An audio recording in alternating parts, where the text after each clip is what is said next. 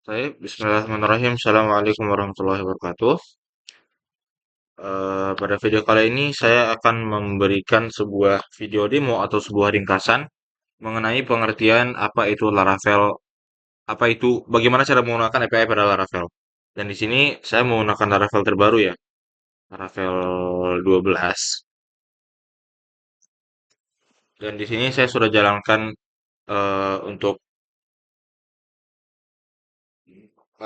Laragonia atau Composer untuk menjalankan PHP dan servernya. Untuk sebelumnya saya akan mungkin memberitahu atau mengartikan apa itu API. Jadi API dalam konteks Laravel adalah singkatan dari Application Programming Interface yang merupakan antarmuka yang memungkinkan aplikasi lain baik web, mobile, atau sistem eksternal untuk berkomunikasi dengan aplikasi Laravel menggunakan format data standar biasanya itu menggunakan JSON. Oke, untuk pada Laravelnya sendiri itu biasanya merujuk pada sistem yang bernama RESTful, yaitu sekumpulan URL yang digunakan untuk melakukan operasi CRUD atau biasa dikenali dengan create, read, update, dan delete begitu. Oke, mungkin langsung saja di sini saya akan menjalankan project saya.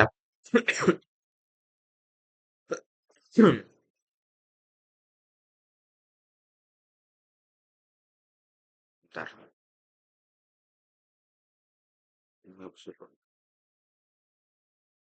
Oke.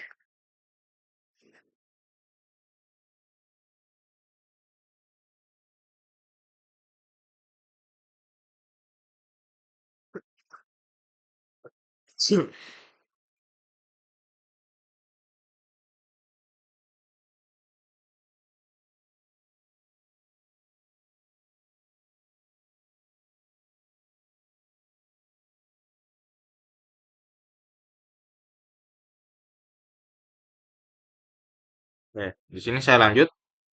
Jadi di sini saya sudah menjalankan membuka programnya, tapi belum menjalankan. Mungkin saya akan sedikit bahas tentang konsep programnya di sini. Jadi karena kita di sini ingin menjalankan demo, hanya ingin menjelaskan cara kerja API bagaimana eh, dalam pandangan backend developer ya.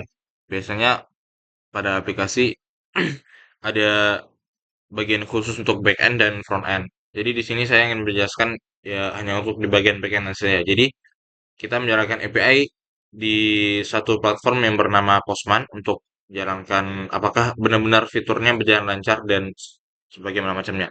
Oke, jadi pada Laravel untuk penggunaan API itu sama seperti Laravel biasa, tapi bedanya kita menjalankan root itu di API bukan yang biasanya di web.php ya.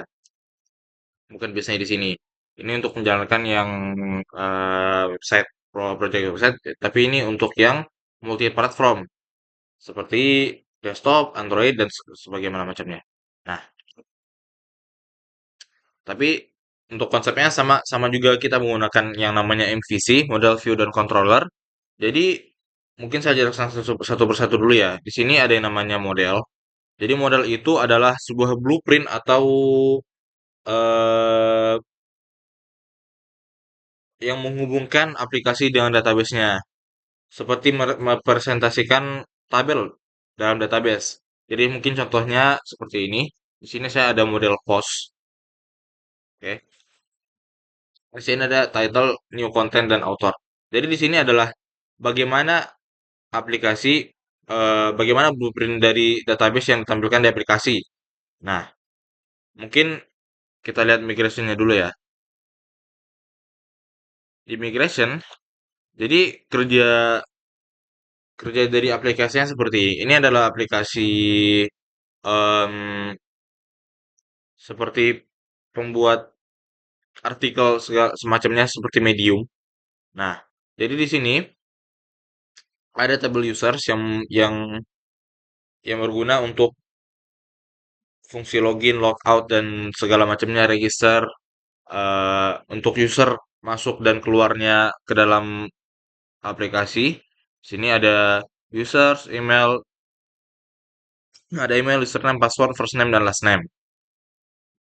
Ini adalah beberapa komposisi atau bisa dibilang di database itu field pada table users. Jadi users, ketika kita ingin menggunakan users, kita harus memasukkan semua ini atau ketika ingin melakukan sesuatu, kita butuh table-table dari butuh field-field dari table tersebut. Nah, jadi konsepnya si users itu nanti bisa melakukan posting, maksudnya posting artikel di sini dan juga satu users bisa bisa melakukan banyak posting, ya kan? Jadi satu users bisa bikin banyak artikel dan satu artikel bisa punya banyak comments. Udah begitu doang, ada 3 table doang. Dan atau di bawahnya ini adalah add table, ada beberapa yang ketinggalan. Oke, mungkin kita lihatin dulu ya di ininya, di database-nya seperti ini.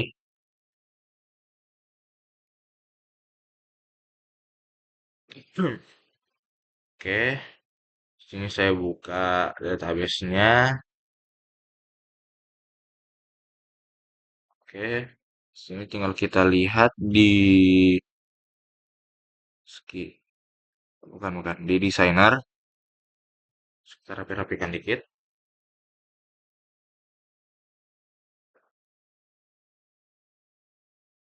Oke, ini file jobs di sini. Ada lagi nih. Oke, jadi yang kita butuhkan itu sebenarnya yang kita buat manual sebenarnya cuma tiga tiga table doang. Yang ini, yang sebelah kanan ini. Ada 3 ini yang punya relasi atau punya relasi atau ya hubungan lah antar masing-masing tabelnya. Nah, kalau sisanya ini memang bawaan dari eh, database-nya dari Laravel-nya. Misal di sini ada personal access token untuk bagaimana melihat akses token yang keluar masuk dan valid jobs. Di sini ada migration bawaan dan ada password reset token ketika ingin kita reset password pada aplikasi. Nah, jadi sini users punya relasi ke post. Nah, di sini users sebagai author pada table post. Nah, author itu bisa membuat banyak post, betul kan? Banyak artikel. Nah, di sini juga users bisa melakukan komen pada artikel orang lain, gitu. Ini konsep sederhananya seperti itu ya. Oke, kita lanjut ke controller. Oke, MVC berarti controller dulu. Controller itu adalah sebagai pengatur logika dari aplikasi. Ya, seperti menerima request dari API atau mengatur bagaimana responnya nanti dari API bagaimana. Contohnya, di sini ada comment controller. Comment itu kita sudah buat fitur CRUD-nya. Jadi di sini ada fitur create dan read, di sini ada edit dan update, dan di sini ada fitur delete-nya. Nah, jadi segala macam operasi fitur dilakukan di controller ini. Oke, kita lanjut. View apa? Kan MVC. Tadi V-nya itu view. Nah, view-nya itu adalah yang menampilkan. Cuman karena di sini kita tidak menampilkan secara aplikasi, kita hanya menggunakan di backend. Jadi kita tidak fokus kepada view. Nah, terus ada lagi di Laravel itu yang namanya resource. Resource itu seperti ini. Oke. Resource itu sebenarnya resource ini opsional, tapi biasanya digunakan untuk mengubah bentuk data yang sebelumnya dikirim sebagai API, dikirim sebagai respon API biasanya ke format JSON yang rapi dan konsisten. Tanpa di search, API kadang mengembalikan data mentah yang tidak terstruktur. Jadi untuk membuat datanya lebih rapi lah. Jadi misalnya yang front end-nya itu pengen datanya yang ditampilkan hanya beberapa ini saja. Jadi kita bisa mengatur itu di resource gitu. Atau bisa pengen yang lebih detail, yang lebih pengen digunakan di aplikasi ya front end itu kan bagaimana usernya melihat juga kan gitu. Nah, oke dan terakhir saya ingin ngeliatin yang namanya middleware. Middleware itu seperti shift. Oke. Jadi middleware ini sebenarnya lebih fokus ke autentikasi atau keamanan dari lapisan pengaman dari aplikasi tersebut. Contoh di sini pada bagian post sudah dibuat kalau yang bisa ngepost itu hanya yang login saja. Jadi selain user yang nggak login itu nggak boleh ngedit atau mendelete postingan orang lain gitu kan. Nah, di sini jadi itu gunanya middleware. Cuman penting sih, tapi suka dilewatkan atau dilupakan gitu middleware ini. Nah, dan terakhir di sini untuk pendaftarannya atau untuk menjalankan aplikasinya, sini ada yang namanya API, API.php atau halaman rootnya. Jadi kita di sini bisa bikin root dengan function apa, terus nama URL-nya apa, terus kita mengambil kelasnya apa yang di controller, kita pengen mengambil fungsi yang mana yang dibuat, lalu kita berikan keamanan untuk setiap rootnya begitu. Contoh di sini saya sudah jalankan Postman-nya. Nah, di sini, bentar,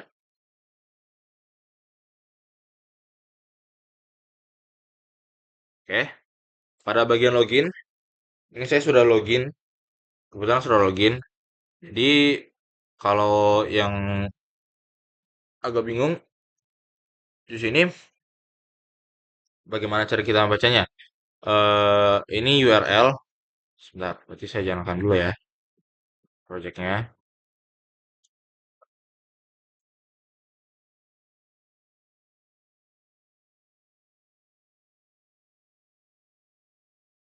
PHP Artisan Server. Nah, untuk untuk menjalankan API, kita harus mengambil eh, server yang dijalankan pada project. Jadi, seperti di sini ada HTTP 127.0.0.1 dan portnya 8000. Nah, di sini saya sudah masukkan untuk ke variabelnya environment di Postman dan access API. Nah, access API ini wajib hanya untuk menjalankan API saja. Jadi ketika kamu menjalankan project web, tidak perlu access API sebelum memanggil URL selanjutnya seperti jadi kalau mau memanggil function login HTTP segala macam URL terus slash API slash login gitu. Nah, di sini saya sudah menjalankan login. Jadi cara bacanya adalah kita menyamakan rootnya di sini post. Jadi di sini kan ada banyak ada get, post, put, patch, delete, head dan option. Cuma kita fokusnya ke 5 ini aja nih. Get, post, put, patch dan delete. Oke. Nah, kita menyamakan ini sesuai fungsinya. Jadi post itu adalah kita udah punya datanya tapi kita ingin menampilkan atau mendaftarkan. Nah, kalau get itu kita pengen ngambil datanya. Tuh. Nah, di sini eh, saya sudah jalankan projectnya. Ini emailnya admin@gmail.com dan passwordnya rahasia ya. Nah, nanti kita bakal dapat yang namanya token. Nah, token ini yang bekerja dan disimpan pada table personal access token tadi di migration nih. Nah, jadi contoh kita lihat nih. Nah, di sini ada token 4 ya.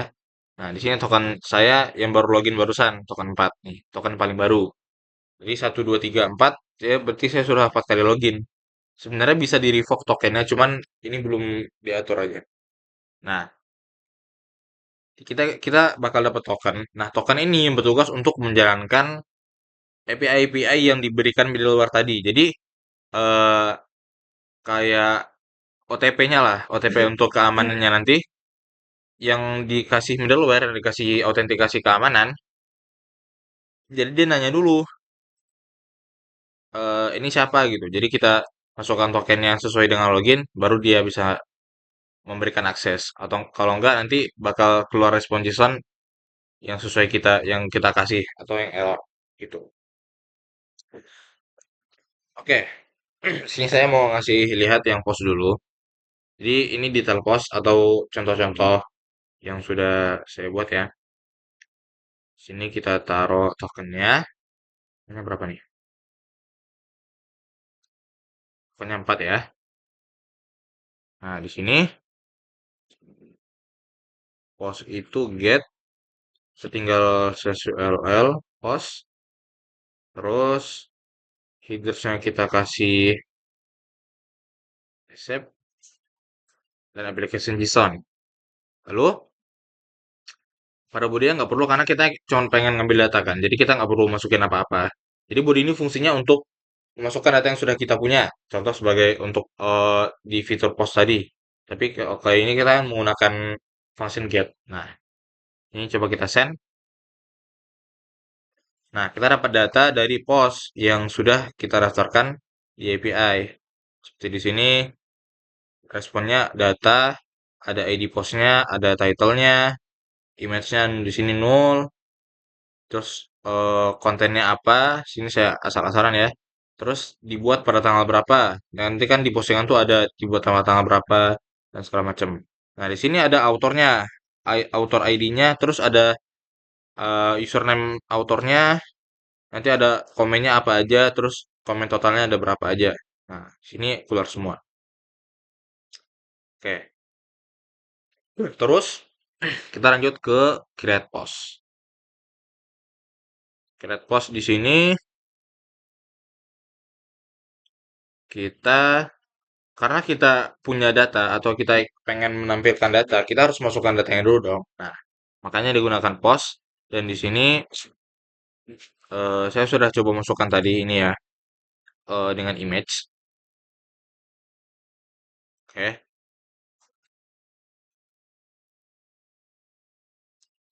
Jadi kita di sini masukkan title, file, news content sesuai dengan yang dibutuhkan untuk login, ya untuk create. Ini contoh kita kontennya adalah ya API. Terus kita send, tuh. Terus kontennya belajar level API, segala macam ada di sini. Oke, di sini untuk edit. Nah, edit. Kalau kita pengen edit, berarti kita harus mengambil yang mana pengen diedit gitu kan. Makanya di sini ada yang namanya, sebentar, ini tokennya masih beda. Kita ambil tokennya dulu.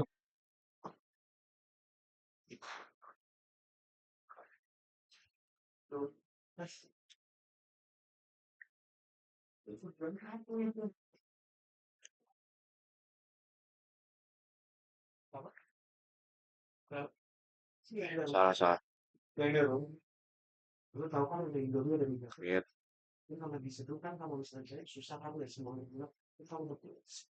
Sini diedit. Tadi kita masukkan tokennya yang benar. Terus kita di body. Lihat. Ya ini. Ini edit kita menggunakan get ya. Get. Edit menggunakan patch. Oke. Ini untuk buat ngecek data. Menggunakan patch. Oke. Sini kita ganti URL-nya jadi edit. Lalu post. Terus ID yang kita pengen edit. Contoh di sini ID pertama. Kita lihat dulu. Post. Nih. Welcome to portal berita. Oke. Atau kita cek dulu aja ya. Cek dulu aja.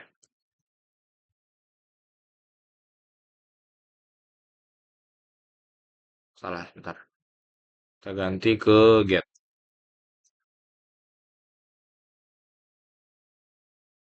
Oke, reverse model.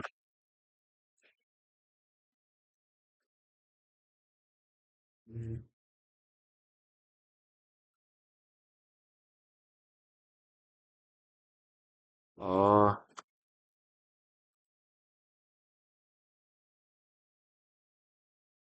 nah, sini kita ambil, kita pengen edit yang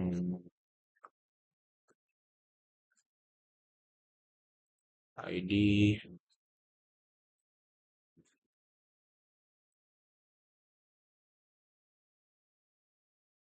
kita edit, di sini kita paste lagi, yang ID 10 aja, terus kita masukin row-nya, title, title-nya tadi kita ganti jadi kalung, terus kontennya kita ganti jadi ada apa? Coba ya.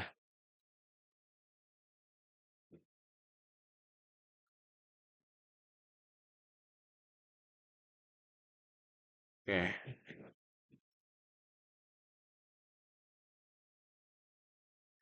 Salah. Ntar. Oke. Edit API.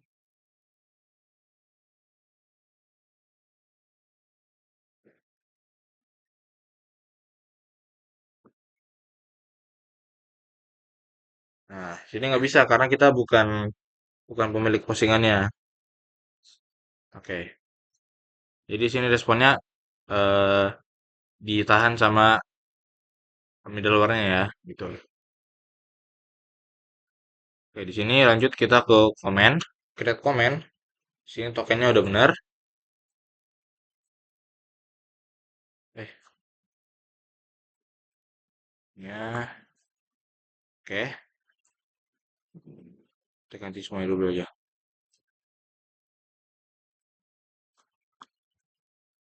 Oke.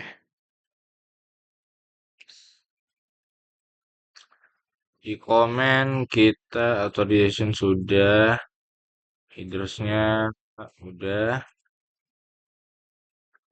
Ini create comment ya. Nah, create comment itu tadi kita ada relasi sama post. Jadi kita pengen ngekomen postingan yang mana, ya kita tinggal ambil aja ID-nya. Misal di postingan yang kedua, ID-nya kita ambil, berarti postingan 2. Terus di komennya di mantap.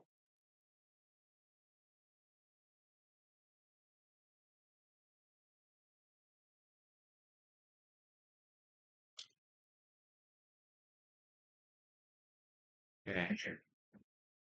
oke, di sini komen berhasil ditambahkan. ID komennya 5, ID postnya 2, yang komen admin dibuat pada tanggal sekarang nih. Oke. Sini ada update komen atau yang terakhir. Sini untuk edit komennya.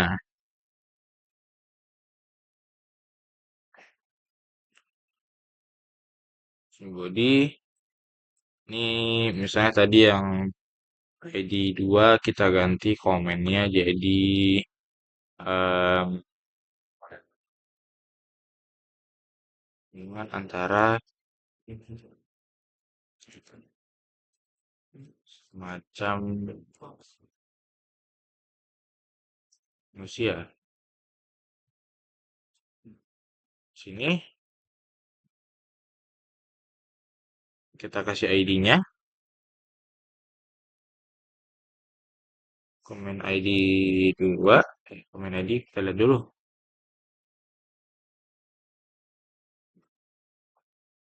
Oke, komen ID yang 5 deh yang tadi. 5. Lalu kita ganti ke patch. Kita coba kirim. Nah, komen berhasil diupdate. Di sini sudah diganti yang tadinya